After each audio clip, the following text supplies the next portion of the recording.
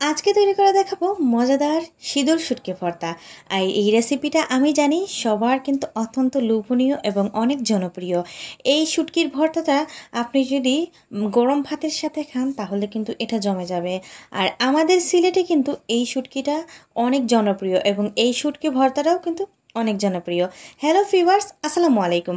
Welcome to my channel Zarin's blog and cooking channel. আবারও আপনাদের মাঝে সুন্দর আরও একটি রেসিপি নিয়ে আমি হাজির হয়েছি। চলুন না দেখা যাক আজকে আমার শুটকি ভর্তা করতে কি কি ইনগ্রিডিয়েন্টস লাগছে। প্রথমেই নিয়ে নিয়েছি আমি 3টার মতো পেঁয়াজ কুচি করে কেটে, তারপরে 6 থেকে 7টার মতো এখানে আমি কাঁচামরিচ নিয়েছি, আর নিয়েছি আমাদের দেশীয় রসুন। আর দেশীয় রসুন অনেক ছোট ছোট হয়, তো সেজন্য কিন্তু এগুলো বাছতে অনেক সময় লাগে। তো এগুলো বেচে কিন্তু আমি কিন্তু ভালো করে এখানে টেলে নিয়েছি। আর অবশ্যই টালতে হবে, নয়তো কাঁচা গন্ধ থাকবে। তারপরে আমি পেঁয়াজ এবং কাঁচামরিচগুলো টেলে নেব এবং এগুলো আমি তেল ছাড়াই কিন্তু এখানে এরকমভাবে শুকনো টেলে নেব। কারণ এগুলো আমরা না টেললে কিন্তু এটা কিন্তু একটা গন্ধ টাইপের বেশি করে, পেঁয়াজের কাঁচা গন্ধ এবং রসুনের কাঁচা গন্ধ। তো এখানে আমি নিয়ে নিয়েছি খাঁটি সরিষার তেল। তারপরে কিন্তু শীতল শুটকিগুলো যে ধুয়ে রাখা ছিল এগুলো কিন্তু এখানে দিয়ে দিয়েছি। আর অবশ্যই কিন্তু শীতল শুটকিটা ভালো করে পরিষ্কার করতে হবে। তো এখানে আমি যে কাজটা করব সেটা হচ্ছে শুটকিকে ভালো করে আমি মচমচা বা ক্রিস্পি টাইপের করব। কারণ এটা যখন আমি পিষবো, পিষার সাথে যেন কাঁটাগুলো একেবারে পাটার সাথে মিশে যায়। কারণ আমরা কেউই কাঁটা খেতে পারি না। আর মানে শুটকি যদি কাঁটা থাকে তাহলে সেই শুটকি আমার পক্ষে খাওয়া ইম্পসিবল, আমি খেতে পারি না। এবং আমার হাজব্যান্ড যদি একটা কাঁটা থাকে উনি কাঁটা মানে খেতে পারবেন না এই শুটকি। সেজন্যই কিন্তু আমি শুটকি যখন টেলেছি তখন কিন্তু বড় বড় কাঁটাগুলো ফেলে দিয়েছি, আর ছোট ছোট কাঁটাগুলো কিন্তু খুব ভালো করে মিহি করে নিয়েছি। যাই হোক, এখানে কিন্তু আমি যে তেলে রাখা পেঁয়াজ, কাঁচামরিচ, রসুন এগুলো কিন্তু এখন বেটে নিচ্ছি।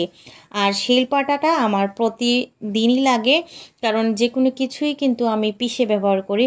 শুধু আদা এবং রসুনটা আমি ব্লেন্ডিং করি এবং সব কিছু দেখা যায় মশলা জাতীয় আমি কিন্তু পাটাতেই পিষি বেশিরভাগ। তো এই তো আমি এভাবে সুন্দর করে সবগুলো কিন্তু পিষে নিয়েছি। আর রেসিপিটা যখন বানিয়েছিলাম তখন ছোটোবেলার কথা কিন্তু মনে হয়ে গিয়েছিল। আমার আম্মা কিন্তু ছোটোবেলায় এরকম পাটাতে পিষতেন, আর পিষার পরে পাটাতে কিছু অংশ রেখে দিতেন শুটকির ভর্তার। তারপরে কিন্তু গরম ভাত দিয়ে দিতেন, আর তারপরে কিন্তু হাত দিয়ে মাখিয়ে দলা পেকে সুন্দর করে মুখে মানে খাইয়ে দিতেন। আমি এখন কথা বলতে পারতেছি না, ওই ছোটোবেলার কথাই কিন্তু আমার জিভে মানে জল চলে এসেছে।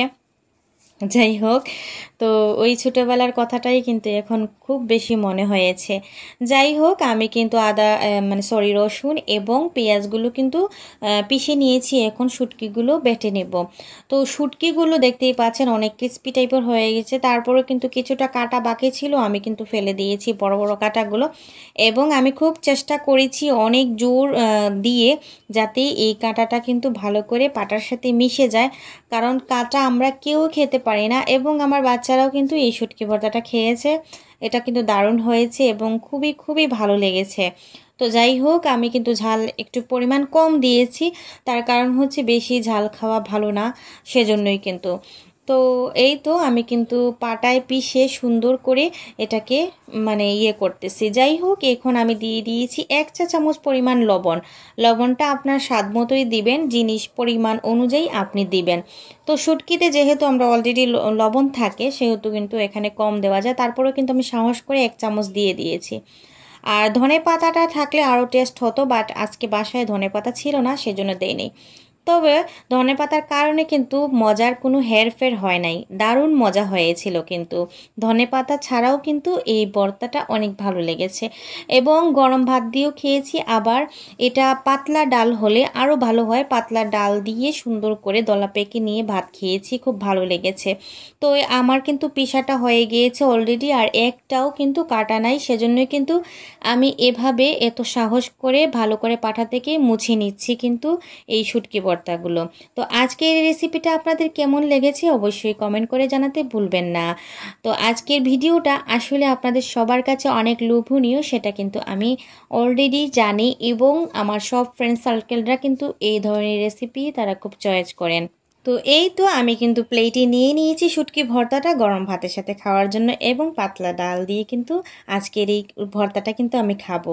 তো আমার আজকের এই রেসিপিটা কার কেমন লেগেছে কমেন্ট বক্সে জানাতে অবশ্যই ভুলবেন না।